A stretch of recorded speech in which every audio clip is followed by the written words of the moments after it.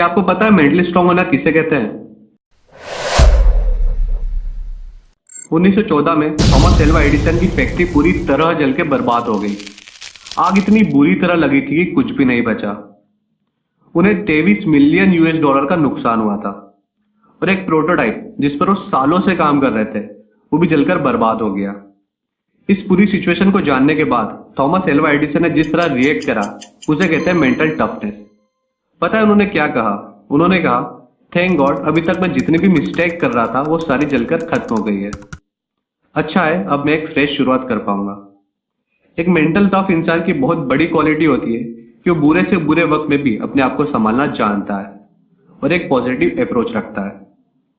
पर फैक्ट तो यह है कि शुरुआत से ही कोई भी मेंटली स्ट्रांग नहीं होता। जैसे अच्छी डाइट और रेगुलर एक्सरसाइज आपको फिजिकल स्ट्रांग बना देती है, वैसे ही कुछ हैबिट्स होती है जो कि एक मेंटली वीक इंसान को भी मेंटली स्ट्रांग बना देती है। और आज इस वीडियो में हम मेंटली स्ट्रांग हुई कुछ हैबिट्स के बारे में बात करने वाले हैं। So let's start. पहली हैबिट है एम्ब्रेसिंग चेंज।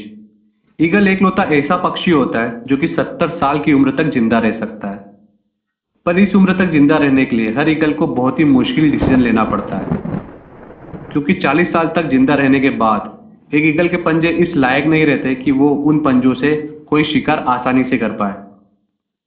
उसके पंजे कमजोर हो जाते और इतने लचीले भी नहीं रहते, और तो और उसकी तीखी और लंबी चोंच भी काफी मुड़ जाती है, और उसके पंख इतने मोटे हो जाते हैं कि उड़ान भरना भी मुश्किल हो जाता है। और 40 साल की उम्र में यही वो टाइम होता है जब एक ईगल के पास सिर्फ 2 ही ऑप्शन होते हैं। पहला, या तो वो इसी तरह मर जाए, दूसरा कि वो बहुत ही पेनफुल चेंज के प्रोसेस को एक्सेप्ट कर ले। एक ईगल की जिंदगी में ये प्रोसेस 150 दिन का होता है, और इस प्रोसेस के लिए उस ईगल को किसी पहाड़ की चोटी पर जाकर बैठ जाना होता है, और वहां उसे अपनी चोंच को तब तक किसी पत्थर पर मारते रहना होता है जब तक उसकी चोंच निकलकर नीचे ना गिर जाए। और चोंच के अलग हो जाने के बाद एक ईगल फिर नए चोंच के उगने का इंतजार करती है। जब नई चोंच उग जाती है तो उस तीखी और मजबूत चोंच से फिर वो अपने पंजे उखाड़ देती है और फिर से अपने नए पंजों के उगने के इंतजार करती है। जब उसके नुकीले से नए पंजे वापिस आ जाते हैं तो फिर वो अपने पंजों से पुराने मोटे पंख भी नोच लेती है ताकि नए और हल्के पंख उग पाए। और फाइनली इन दर्द भरे 150 दिनों के बाद एक ईगल अपनी नई जिंदगी की नई उड़ान भरती है एंड अपनी नई जिंदगी के बचे हुए 30 साल जीना शुरू करती है, मतलब सर्वाइवल के लिए। और जिंदगी को जीने के लिए एक दर्द भरे चेंज को एक्सेप्ट करना पड़ता है। और याद रखो कि जब बारिश होती है ना तो सारे पक्षी तो बचने का कोई ना कोई ठिकाना ढूंढते हैं, पर एक लौता ईगल ऐसा पक्षी होता है जो बारिश से बचने की कोशिश करने के बजाय बादलों के ऊपर उड़ने की औकात रखता है। इसलिए एक मेंटली स्ट्रांग इंसान भी हर मुश्किल चेंज को एम्ब्रेस करता है, उससे एक्सेप्ट करके उस चेंज से गुजर कर खुद को मजबूत बनाता है, चेंज से घबराता नहीं है। दूसरी हैबिट है एस्टैब्लिशिंग बाउंड्रीज। याद करो लास्ट टाइम ऐसा कब हुआ था जब आपको ऐसा कोई काम करना पड़ा हो जिसकी वजह से आपका पूरा टाइम, पूरा शेड्यूल, आपका पूरा प्लान बर्बाद हो गया हो, और बाद में आपको रिग्रेट हुआ हो कि काश तब आप उस काम को मना कर देते तो शायद आप अपने बाकी के इंपॉर्टेंट काम अच्छी तरह कंप्लीट कर पाते। अगर ऐसा आपके साथ अक्सर होता है तो सॉरी, आप इतने मेंटली स्ट्रांग नहीं हो, क्योंकि एक मेंटली स्ट्रांग इंसान को उसकी बाउंड्रीज मतलब उसकी लाइन ऑफ कंट्रोल पता होती है। उसको पता होता है उसे किस काम के लिए नो बोलना है और किस काम के लिए यस, उसे किस कन्वर्सेशन का हिस्सा बनना है और किस कन्वर्सेशन का नहीं, उसे क्या खाना है और क्या नहीं।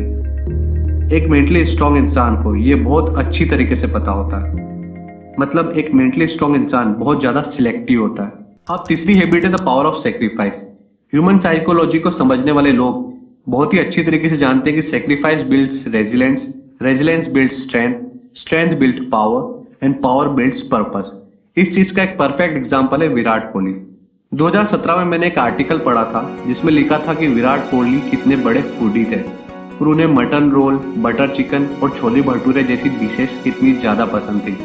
पर आज उनकी डाइट कुछ ऐसी है कि मटन रोल और बटर चिकन तो छोड़ो, वो अपनी कॉफी में चीनी तक नहीं पीते। डिसिप्लिन और सेक्रीफाइस उनकी लाइफ का एक मेजर एलिमेंट है। और दोस्तों, कोई भी पर्पस बिना सेक्रीफाइस के किया ही नहीं जा सकता, चाहे वो सेक्रीफाइस बुरे एडिक्शन का हो, जंक फूड का हो या सोशल लाइफ का।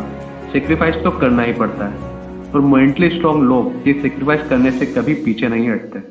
चौथी हैबिट है एम्ब्रेसिंग फेलियर्स एंड मिस्टेक्स। अगर आपको लगता है कि इलोन मस्क ऐसे आदमी है कि जो अपना हर प्लान सक्सेस को दिमाग में रखकर बनाते हैं, तो शायद आप गलत हो।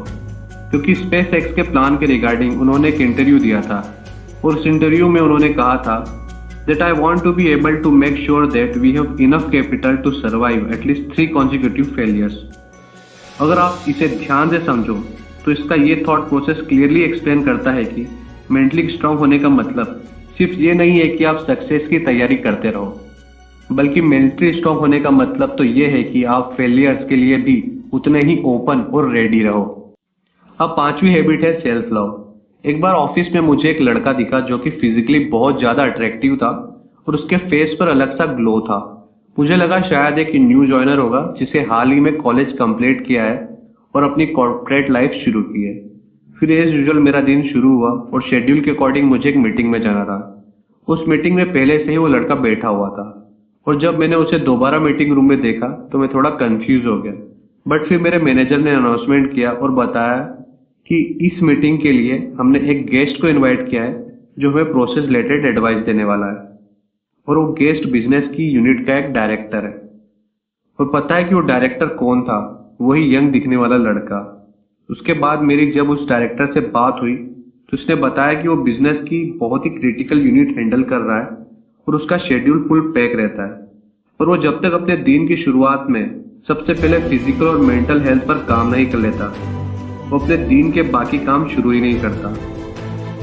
For him his days start with practice of self love. और दोस्तों वैसे सेल्फ लव प्रैक्टिस करने से आपका सेल्फ स्टीम और मेंटल हेल्थ कई गुना इम्प्रूव हो जाती है। इसलिए मेंटली स्ट्रांग बनने के लिए भी बहुत इंपॉर्टेंट हैबिट है। तो दोस्तों ये थी कुछ 5 क्वालिटी जो मेंटली स्ट्रांग में अक्सर देखी जाती है। और अगर आपको भी मेंटली स्ट्रांग बनना हो तो आपको भी अपने माइंडसेट को कुछ ऐसा ही बनाना पड़ेगा। अगर आपको मेरे इस वीडियो का कंटेंट पसंद आया हो तो इस वीडियो को लाइक करना, मेरे चैनल को सब्सक्राइब करना और बेल आइकॉन को दबाना फ्यूचर अपडेट्स के लिए। Thank you.